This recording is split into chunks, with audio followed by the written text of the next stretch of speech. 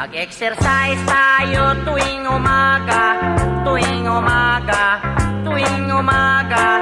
Mag-exercise tayo tuwing umaga upang ang katawan natin ay sumigla. Mag-exercise tayo tuwing umaga, tuwing umaga, tuwing umaga. Mag-exercise tayo tuwing umaga upang ang katawan natin ay sumigla. Pag sa gabi, maaga kang matulog,